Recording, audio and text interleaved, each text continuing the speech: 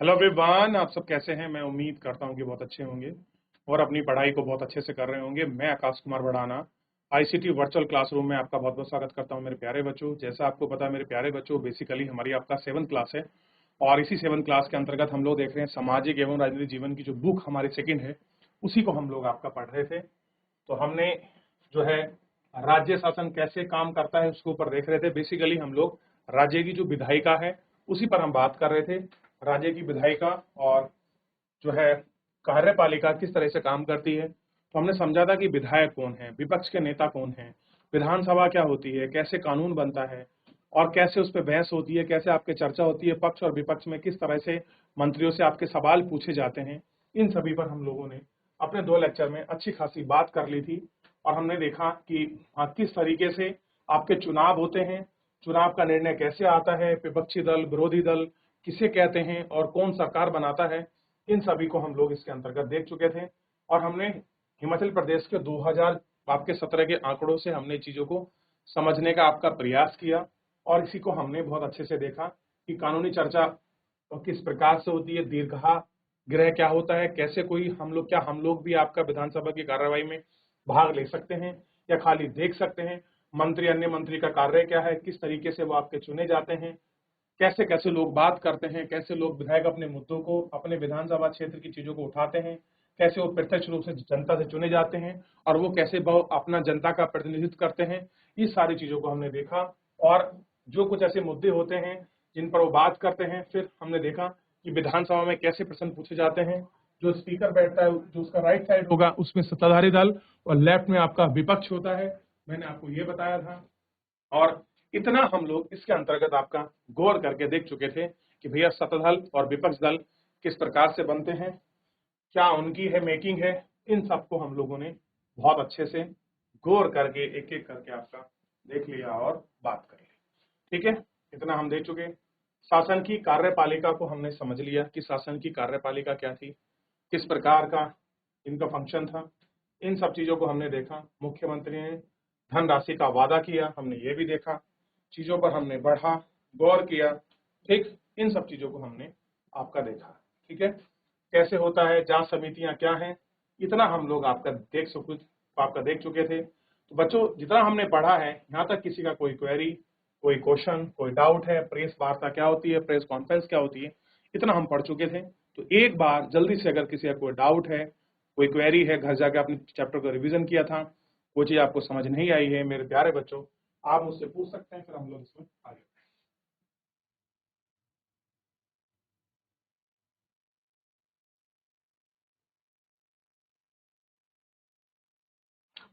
चलिए, जीआईसी बड़ो वाला चैप्टर पढ़ोगे बच्चों आप लोग, माइक लेकर कोई बच्चा पढ़ेगा? जीएससी बारकोड आप लोग चैप्टर को पढ़ोगे? एक बार रिवीजन कर लेते हैं, सब बच्चे खड़े हो जाएंगे। तो कोई भी बच्चा किसी भी स्कूल से खड़ा हो जाइए, माइक लेकर एक बार पढ़ेंगे चैप्टर को। एक बार पढ़ चुके हैं, यहाँ तक मेरा कंप्लीट हो चुका है, दोबारा पढ़ लेंगे, रिवीजन भी हो जाएगा इस बहाने और हम लोग आपका पढ़ भी लेंगे रीडिंग। कोई भी बच्चा वॉलंटरी खड़ा हो जाइए। अब देखिए, इतना हम लोग पढ़ चुके थे कि कैसे क्या होता है। कुछ है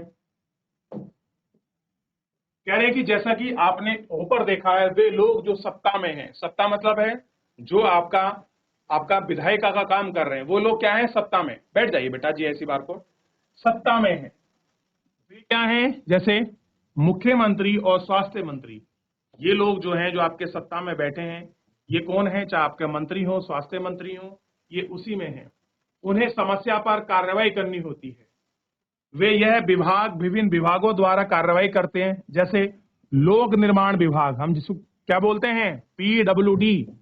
पीडब्ल्यूडी आपने बहुत बार सुना होगा, लोक निर्माण विभाग। कृषि विभाग, स्वास्थ्य विभाग, शिक्षा विभाग आदि। इन्हें विधानसभा में उठाए गए प्रश्नों के उत्तर भी देने होते हैं। अगर कोई भी प्रश्न किसी विभाग से संबंधित उठा है, तो चाहे मुख्यमंत्री हो, चाहे शिक्षा मंत्री हो, इन सभी को उसका आंसर देना होता है। ठीक, क्या होता है, इन सभी का आंसर देना होता है और प्रश्न करने वाले लोगों को आश्वस्त करना होता है कि उचित कदम उठाए जा रहे हैं। इनके साथ साथ समाचार पत्र व अन्य माध्यमों में विषय पर चर्चा होती है, जिसका उत्तर सरकार को देना होता है। जैसे प्रेस वार्ताएं आयोजित की जाती हैं। कोई प्रश्न पूछ लिया गया कि माननीय मुख्यमंत्री जी या आपका स्वास्थ्य मंत्री जी, मैं आपसे पूछना चाहता हूं कि हमारे यहाँ पिछले कुछ दिनों से मच्छर का प्रकोप है, डेंगू फैल रहा है और उसमें सरकार क्या कदम उठा रही है। तो मंत्री वापस जवाब देंगे कि हम लोग आपका साफ सफाई अभियान चला रहे हैं, हैजों को मारने के लिए, मच्छरों को मारने के लिए हम आपका दवाई छिड़कवा रहे हैं, हॉस्पिटल में बेड की सुविधा कर दी गई है, अत्याधिक डॉक्टरों को लगा दिया गया है, ब्लड की पूरी उपलब्धता है, बेड पूरे सुनिश्चित किए गए हैं। इस तरीके से वो लोगों को बताते और समझाते हैं कि हमारे यहाँ इन सब चीजों की क्या है, पूरी देखरेख की गई है और पूरी व्यवस्था हम लोगों ने की है। इन सबको हम देखते हैं। ठीक, साफ सफाई सरकार और स्वास्थ्य सेवाओं में नए कानूनों का भी निर्माण कर सकती है। उदाहरण के लिए वह कानून बनाकर हर नगर निगम के लिए अनिवार्य कार्य करती है। वह शहरी क्षेत्रों में पर्याप्त शौचालय की व्यवस्था हो जाए, यह सुनिश्चित किया जाता है। कैसा हो, आपके शहरों में जो आपके शौचालय हैं वह उसका निर्माण कराती है और उनको सुनिश्चित किया जाता है। हर ग्राम की एक स्वास्थ्य कर्मी की नियुक्ति होती है। इस विषय पर कानून बनाने में यह प्रत्येक राज्य की विधानसभा द्वारा किया जाता है। किसी भी विषय पर अगर कानून बनाना है, संबंधित राज्य है, मान लीजिए अगर यूपी में कानून बनाना है तो आपकी यूपी की विधानसभा बनाएगी, उत्तराखंड में बनाना है उत्तराखंड की, हिमाचल में कानून बनाना है तो हिमाचल की विधानसभा कानून बनाती है। तो कुछ कानून ऐसे होते हैं जो आपका केंद्र बनाती है, यानी कि सेंट्रल से आते हैं बनकर। कुछ कानून ऐसे जो हमारी राज्य विधानसभा बनाती है, जिनके बारे में हम पढ़ रहे थे कल के लेक्चर में। हम लोगों ने यही चर्चा की थी कि विधानसभाएं कैसे कानून बनाती हैं, कैसे उन पर बहस होती है, कैसे मुद्दों पर कार्य होता है, ये सब देखते हैं। और प्रत्येक राज्य की विधानसभा द्वारा किया जाता है। इसके पश्चात विभिन्न शासकीय विभाग इन कानूनों का क्रियान्वयन करते हैं। पूरे देश में कानून संसद में बनाए जाते हैं और अगर पूरे देश में कानून चाहिए तो पूरे देश के लिए कानून बनाने के लिए हमारे पास सांसद है, संसद सदस्य। और जानते हैं यहाँ पर आपका संसद बनती है, यहाँ पर आपके सांसद जो लोग हैं वो बैठते हैं। कौन बैठते हैं? सांसद। ठीक, और यहीं पर आपका प्रधानमंत्री की नेतृत्व वाली मंत्री परिषद भी होती है। ठीक, जो आपका इसमें काम करती है, शासन करती है। ठीक,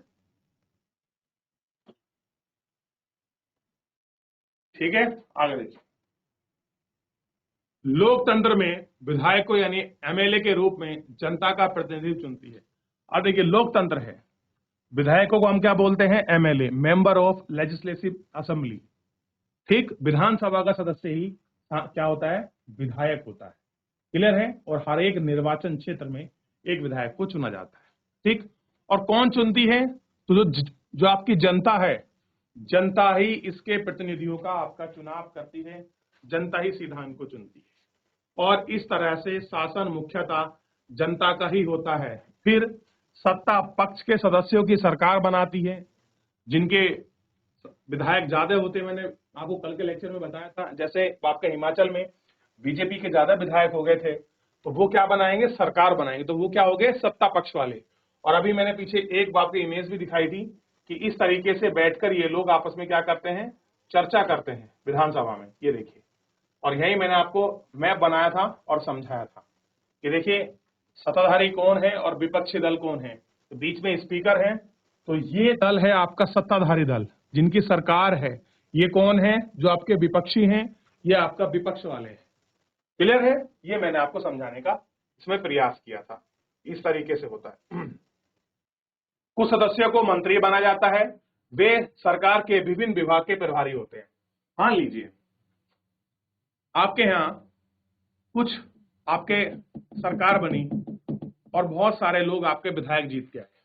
इनमें से एक व्यक्ति को आपका सीएम बनाया जाएगा, मुख्यमंत्री, और इसमें से कुछ लोगों को ही, लगभग 8 से 10 या 12 लोगों को ही क्या बनाया जाएगा? आपका मंत्री बनाया जाएगा। क्लियर है? और जब वो मंत्री बनेंगे तो कुछ को मंत्री बनाया जाएगा। मंत्री क्या होते हैं? मंत्री सरकार के विभागों के प्रभारी होते हैं, जैसे शिक्षा विभाग, पीडब्ल्यूडी। क्लियर हो गया? शिक्षा विभाग हो गया, स्वास्थ्य विभाग हो गया, अब कृषि विभाग हो गया। बहुत सारे ऐसे विभाग हैं, उन विभागों का उनको प्रभार होता है, वो कार्य करते हैं, उसके क्रियान्वयन के लिए वो जिम्मेदार हैं। अगर कोई भी प्रदेश में किसी प्रकार की घटना घटती है तो वो उसके लिए जिम्मेदार होते हैं। साथ में राज्य का विकास हो, शिक्षा में बढ़ावा हो, स्वास्थ्य में बढ़ावा मिले, इसके लिए वो अलग अलग योजनाएं लेके आते हैं, चीजों का क्रियान्वयन करते हैं और सही तरीके से उनको चलाने का पूरा प्रयास करते हैं। जैसे उदाहरण के लिए स्वास्थ्य विभाग, इन विभागों द्वारा जारी किए गए कार्य, स्वास्थ्य विभाग कुछ कार्य करती है। आप देखते होंगे कि जब आपका महीना आता है जून जुलाई का, तो जब बरसात होती है बेसिकली मई और जून में, अगस्त तक भी होता है, तो आप देखते हैं उस समय डेंगू का प्रकोप बहुत फैलता है हमारे उत्तराखंड में। तो जो आपके मंत्री हैं, विधायक हैं, जो वहाँ के जो आपके लोकल अथॉरिटी है, उनको दिशा निर्देश गाइडेंस आपके जारी होते हैं कि कहीं पर भी पानी को इकट्ठा ना होने दीजिए, दवा की पूरी सुनिश्चित बनाइए, हॉस्पिटल में बेडों को मेंटेन रखिए, इतने लोगों के लिए आपका रिजर्व रखिए, और जहां जहां पर है वहां पर अधिकारी भेजिए, जो लोग गंदगी कर रहे हैं आप उन पर जुर्माना लगाइए ताकि साफ सफाई रहे, और प्रॉपर आपका छिड़काव करवाइए दवाइयों का। तो आपने देखा होगा हर दूसरे दिन तीसरे दिन कौन आते हैं, धुएं वाला एक टैंकर से लेके आता है मशीन सी, और वो आपकी गली में लगाता है, आपके घरों के बाहर धुआं छोड़ता है। उससे क्या होता है, उससे मच्छर मरते हैं। यानी कि सरकार सुनिश्चित करती है कि कुछ भी हो हमारी जनता स्वस्थ रहनी चाहिए, और उनके स्वास्थ्य के लिए सरकार जितना भी होता है सारे कार्य करने के लिए आपका तैयार रहती है। ठीक। अब क्या होता है, स्वास्थ्य विभाग, इन विभागों द्वारा कार्य किए जाते हैं, उसे विधायिका कहते हैं। क्या कहते हैं, जो कार्य करता है क्या कह रहे हैं उसे, विधायिका कहते हैं। विधान बनेगा और कार्य कौन करेगी, कार्यपालिका। अनुमोदित या स्वीकृत कराया जाता है, अनुमोदित या स्वीकार करना, किस तरह का कार्य होगा, कौन करेगा, इसको भी आपका पहले ऑथराइज कराया जाता है। ऐसे नहीं कि आपका कुछ भी कर दिया। ठीक। और कुछ चीजें अगर समझ नहीं आती हैं, कुछ भी होता है, तो लोग आंदोलन करते हैं। और आप देखते हैं सरकार कोई काम कर रही है, वो पसंद ना आए तो लोग आंदोलन कर लेते हैं, किस चीज से आपके सहमत ना हो तो लोग आंदोलन करते हैं। इसमें कुछ राजनीतिक पार्टियां भी हिस्सा लेती हैं और कुछ व्यक्ति भी हिस्सा लेते हैं। क्लियर है। तो इस तरीके से बहुत भीड़ भड़कम लोग भी आंदोलन का हिस्सा लेते हैं।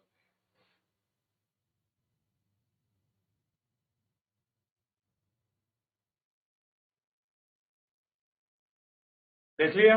चलिए आगे बढ़ते हैं। अब कह रहे हैं विभागों के नाम और उनके कार्य का आप उदाहरण लिखिए। स्कूल शिक्षा विभाग में आता है, लोक निर्माण विभाग और कृषि विभाग, उनके कार्य। अब देखिए शिक्षा विभाग में इसको कार्य क्या होगा, स्कूलों की व्यवस्था बनाना, बच्चों को किताब कॉपी ये सारी चीजें ड्रेस वगैरह मुहैया कराना, और एक आपका किफायती दर पर शिक्षा प्राप्त कराना। लोक निर्माण विभाग का कार्य क्या है, सड़क की उपलब्धता सुनिश्चित कराना, जल की उपलब्धता कराना, ठीक, और लोगों के घरों तक आपका पक्की सड़क को पहुंचाना, यही कार्य है। ऐसे ही है कृषि विभाग।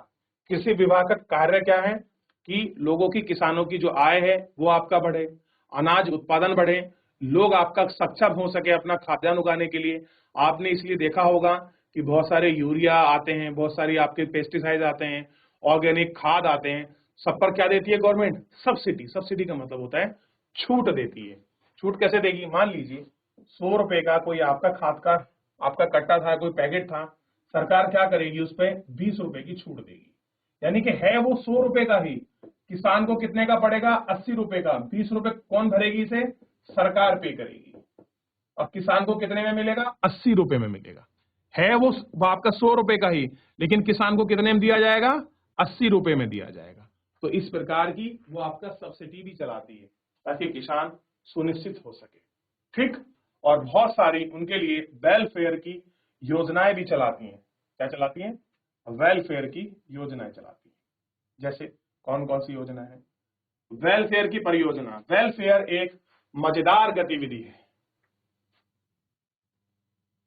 सॉरी ये वॉलपेपर एक मजेदार गतिविधि है जिसके माध्यम से रुचि में किसी विषय का शोध किया जाता है। वॉलपेपर में हम शोध करते हैं, जो तस्वीर दी गई है वे कक्षा में वॉलपेपर बनाने के विभिन्न पहलुओं को प्रस्तुत करती है। कुछ तस्वीर दी गई है और वो विभिन्न पहलुओं को आपका प्रस्तुत करती है। अब देखिए आप जैसे ही बच्चे हैं और किस तरह से पढ़ रहे हैं, देखिए आप भी ऐसे स्कूल आते हैं, ऐसे ही पढ़ते हैं, आपको दिखाई देगा शिक्षक चुने हुए विषय पर पूरी कक्षा का आपका परिचय देती है और संक्षिप्त में आपका चर्चा करते हैं कि कक्षा के कुछ समूहों में बांट देती है।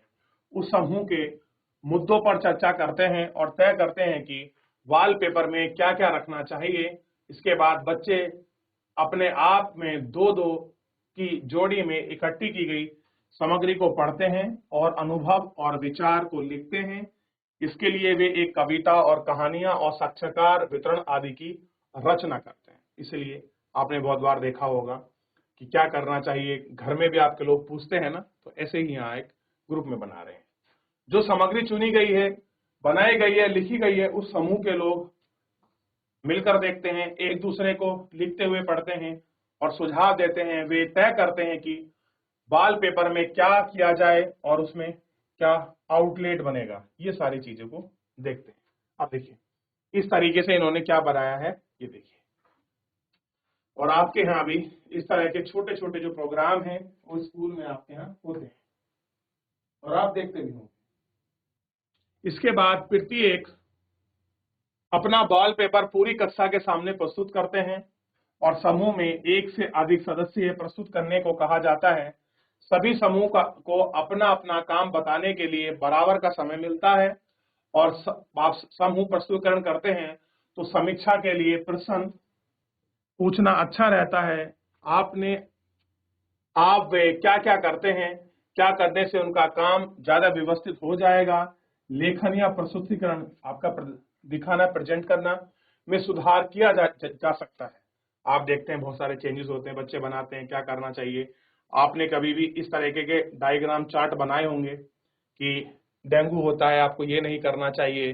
फिर आपने लिखा होगा कि हम लोग आपकी सफाई कैसे रखें, तो बच्चों को पॉइंट दिए जाते हैं आपका लिखने के लिए कि पॉइंट बनाइए, आप घर में सफाई कैसे रखेंगे।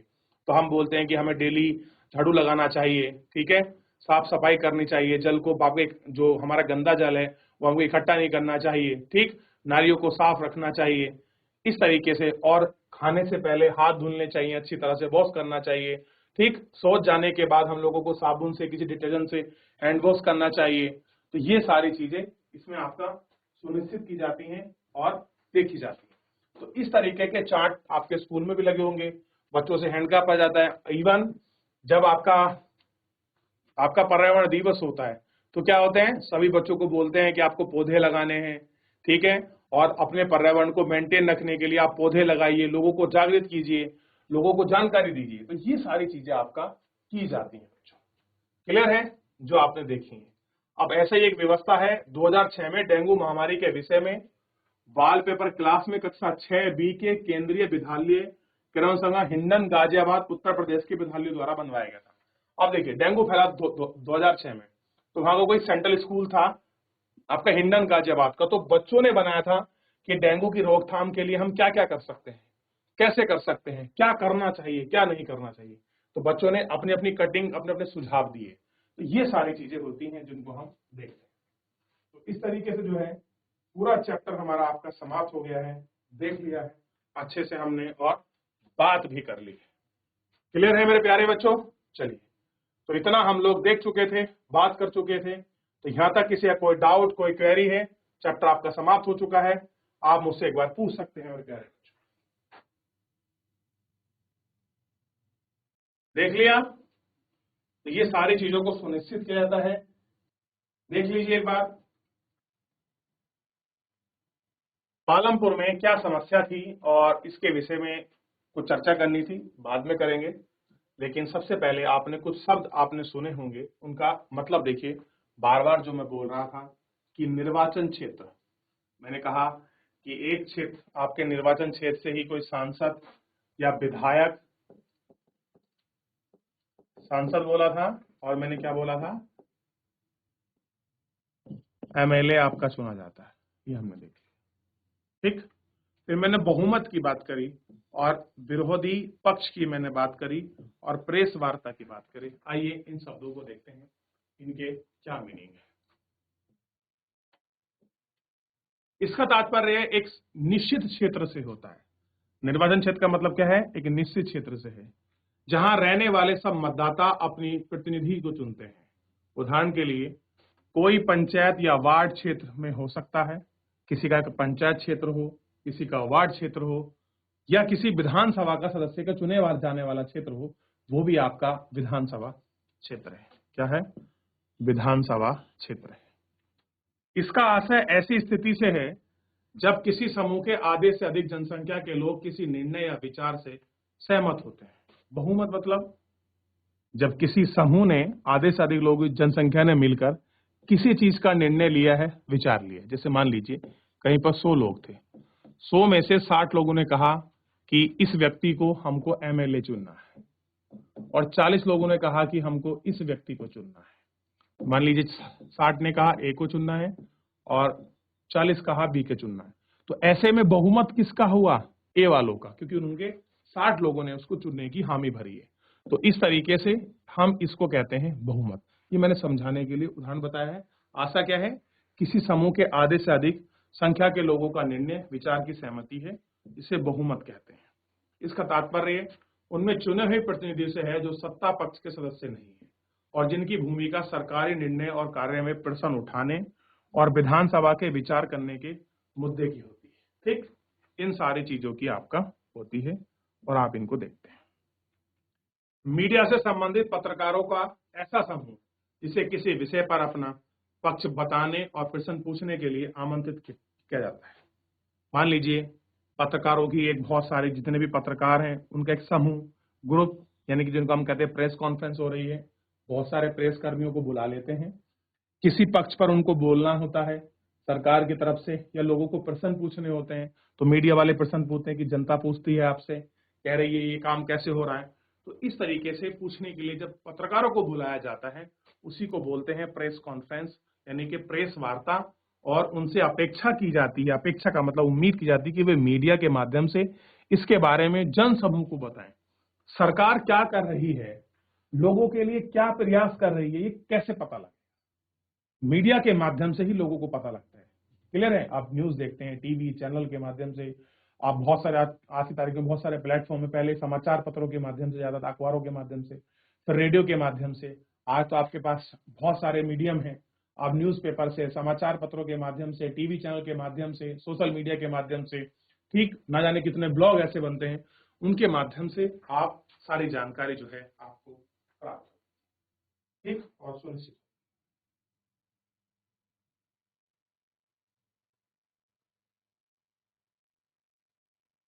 चलिए, तो इस तरीके से हमारा पूरा चैप्टर कंप्लीट हो गया। कुछ शब्दावली थी, मैंने आपको समझा दिया। अब आप मेरे को बताइए बच्चों, किसी का कोई डाउट है या कोई क्वेरी है किसी बच्चे की, तो आप मुझसे पूछ सकते हैं। पूरे चैप्टर में हमारा चैप्टर समाप्त हो चुका है। चलिए देख लीजिए। अब इसके बाद मेरे कुछ अपने व्यक्तिगत प्रश्न होंगे जिनके जवाब आपको देने हैं, और वो प्रश्न आपको ढूंढ कर भी लाने हैं। चलिए, पहला है, उन प्रश्नों के आंसर आप घर से ढूंढ के लाइए।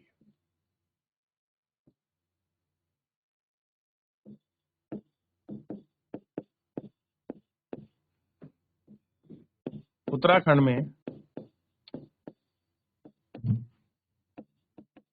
विधानसभा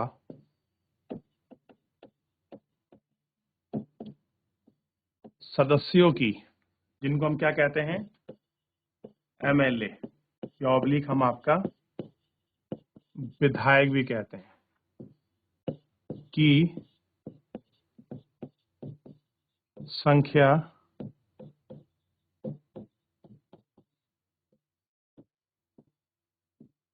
कितनी है? ठीक है, क्या देखना है कि इनकी संख्या कितनी है। ठीक,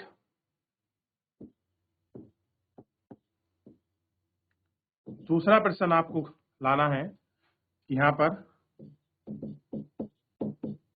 सांसद संख्या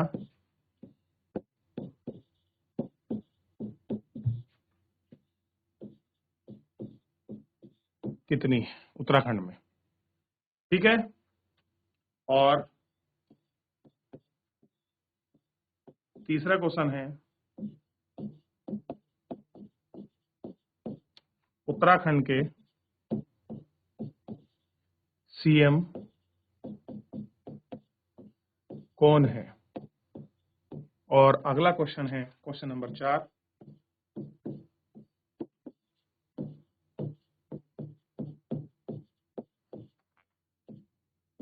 उत्तराखंड के राज्यपाल